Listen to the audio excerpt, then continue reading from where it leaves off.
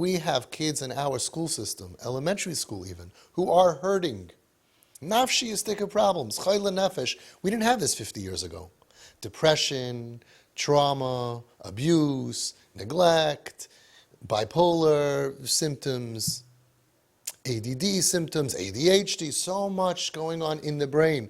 Used to be a Rebbe walked into the room, everybody's here, hi, I'm here, ready to learn. Gewaldig. Traumatized, and this problem and that problem, it didn't exist. We have so much now going on. Reb Shmuel David Friedman brings down an amazing story in B'didi Hava Uvda, which we can learn so much about.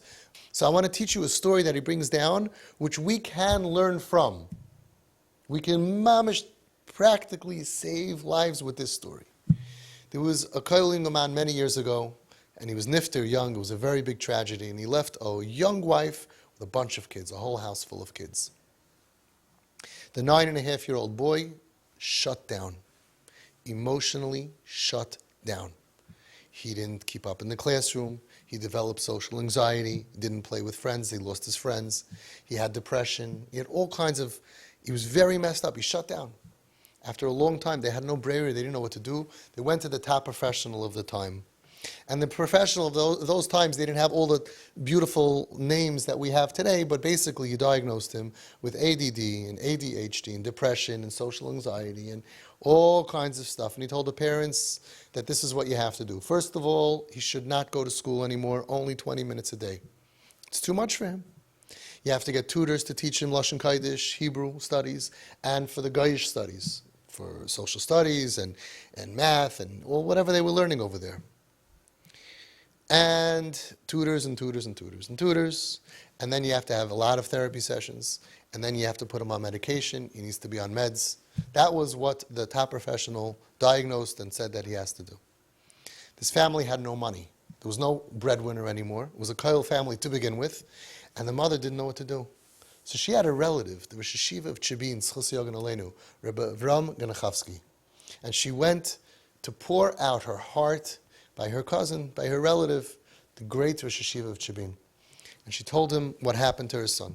9.5 years old, mamish emotionally disturbed and shut down. And then we took him to the professional. The professional says all of this is going to cost thousands and thousands of dollars. Can you please help me, give me money? Can you give us financial assistance? They did not ask him for help with the child. They asked for financial assistance. But he heard the story and he said, would it be okay if I can meet with the boy? So she said, of course, I'll bring him tomorrow. They made up the next day, tomorrow. They'll bring the boy to the Rosh Yeshiva's office. The next day, she comes with the 9.5-year-old boy. Our cousin, the Rosh Yeshiva, wants to meet with you. He walks into the room. The Rosh Yeshiva sees him in his office, and he sits down on the floor. The Rosh Yeshiva sits down on the floor. He motions over to the kid, come, sit on the floor. Listen to every piece of this, the GAON. The first step, be comfortable. Go to their space. Come here. He showed him, I'm not here to hurt you. I'm not going to give you musr, right? I'm safe. Come sit. Sits on the floor. Schmoozes with him. He had a candy. He gave him a candy. Schmoozes with him. What kind of toys do you like? What kind of game do you like? Decided tic-tac-toe. Good. He had a pen and paper. They started playing tic-tac-toe. For a few hours, he sat on the floor and he schmoozed with this kid, played with him. No talking about anything.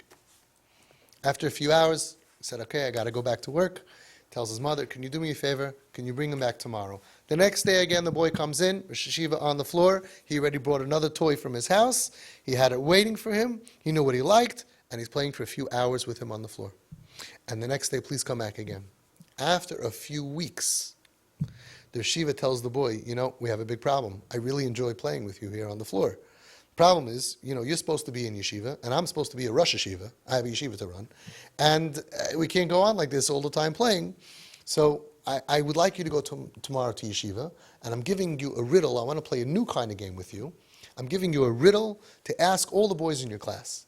And whoever is going to answer it, you come back a few days later, you tell me who it was. I'm going to give you a candy, a toy, whatever, to give to that kid. So the kid is intrigued. Let me hear the riddle. So the yeshiva asks him, here's the first riddle. He asks him like this. What do you make a bracha on? Put in your mouth, but you don't swallow. Think about it. A shofar.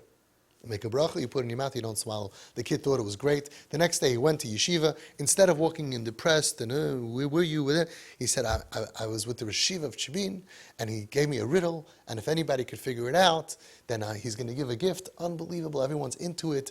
And a couple of days later, he goes back, he tells Yeshivah that this and this boy got an answer. He gives him the gift, the toy, gives him the stuff, gives him another riddle, comes back a few days later, and the boys already were following him to go with him. One boy wanted to go with him. He go to Yeshivah. He saw the way Yeshivah was talking to him, built up his self-esteem. A couple of weeks goes by, and the social anxiety is gone. He's already playing recess with the boys. He got friendly with the other boys, the better boys, and he started learning again. And within a few months, all of the problems went bye-bye. He didn't need therapy, he didn't need tutors, he didn't need medication, nothing. What do we learn from this story? There are some problems, okay, what and who and where and why, there are some of our kids' problems that they don't need, go to the therapy, go to the therapist, go get this diagnosis and that pill and this pill. Some of them need attention. I said attention deficit disorder, ADD. Attention deficit disorder means that this child could be that the disorder, he's getting a deficit amount of attention. You're not giving him enough attention. Sit on the floor with him. No, the kid needs attention, and he goes to yeshiva and he's overwhelmed because of whatever problem is going on in his life. He comes home and, you did homework? There's no time to breathe. Nobody's playing with you. You're in process, in a machine. Go take a shower, take a bath, get your stuff, do your homework, and homework, and homework. Some kids are going through problems, and they don't need pills. Some of them need not ADD, they need a DAD. Some of them need to have a father who's going to spend time with them. And so many fathers are like, I'm a Rosh Koil, I'm that. Get off your high horse. You're not more chashuv than the Yeshivah of Tchibeen.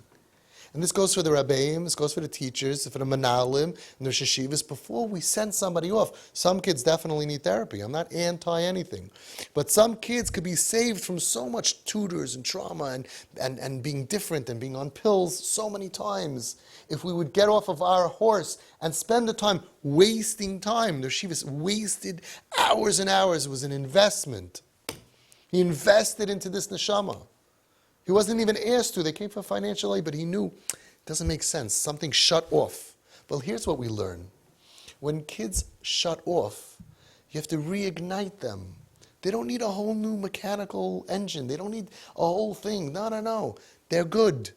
So many teachers and parents. Do you remember the kid last year, 2 years ago, 3 years ago, 4 years ago? Before the shutdown. So why do you think that all of that is gone? Something happened. The kid shut down. A trauma, a problem, fine. Reignite the kid. Build the self-esteem. The first step is get on the floor with the kid. Ba'asher hu sham, where he is at. What does he like to do? Listen to some music with him, play an Xbox game, whatever the kid is doing. Every kid is different. But whatever they're doing, get onto his level. Ba'asher hu sham, the way he is, right?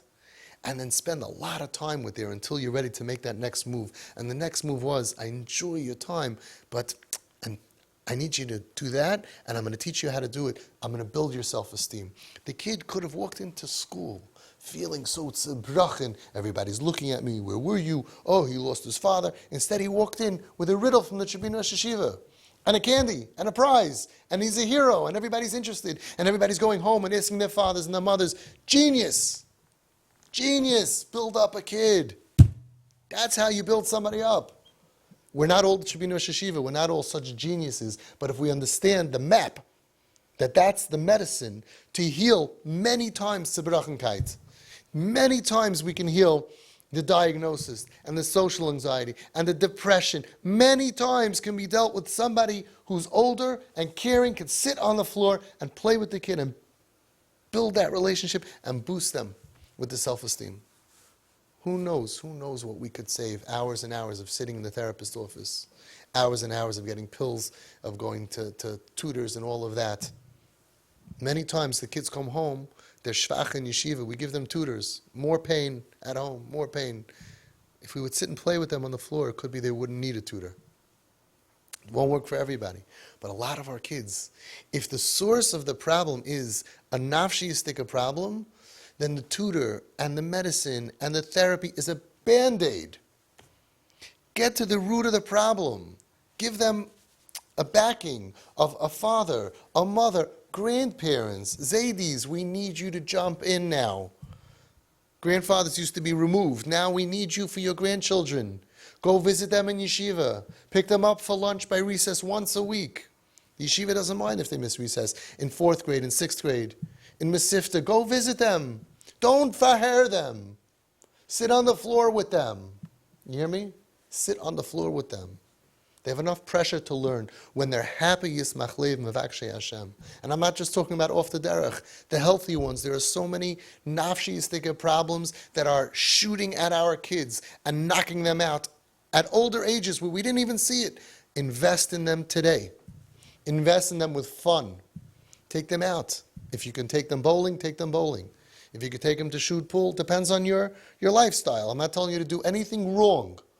What could you do that's fun? Just a board game? Play boggle, play, I don't know, whatever it is, tic-tac-toe, chess. But get off your chair, get off your high and mighty horse, and get on the floor with your kids and your grandchildren. They're your children. You're not so chashuv. Sit on the floor, play with them, get to know them on their level. When they need you, you'll have access to them. You know how many parents, their kids are going through such difficulty, and you hear from the kids, I couldn't talk to my father, I couldn't talk to my mother, and imagine they couldn't do it because my father's so chashuv, my mother's so important. Imam is burying your kids in all of your chashivos. And sometimes you see kids say, I always felt I could talk to my father, and the father's a pashta.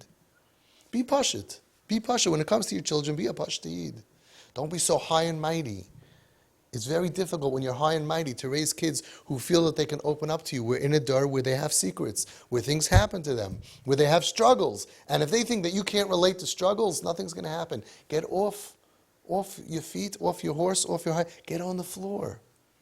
Just play with them. Just chill. Just relax in their space. What they like doing. Build that rapport with them.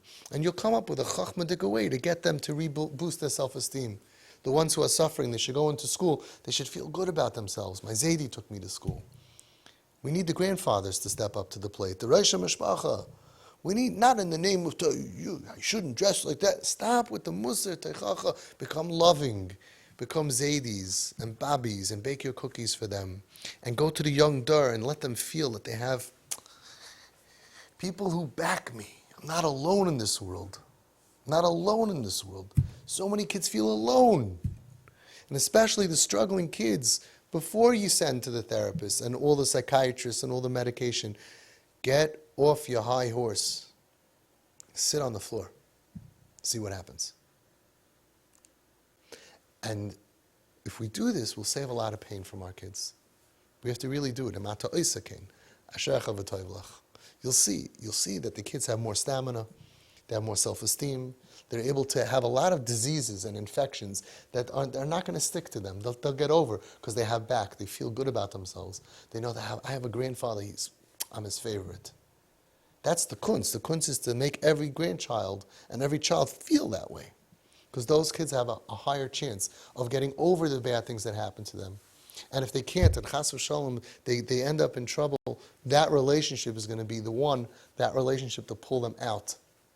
So let's learn what we learned about the nefesh ha'adam, nefesh ha'vayid. Emotional problems need you to go down off your chair onto the floor with the child, give him the safety and the space of that safe relationship, and when you're ready, when the child is ready, and you have the chachma to know when, you can then figure out how to boost the self-esteem, heal the problem, and get them back on top of their game, of course with tremendous siyata d'shmaya.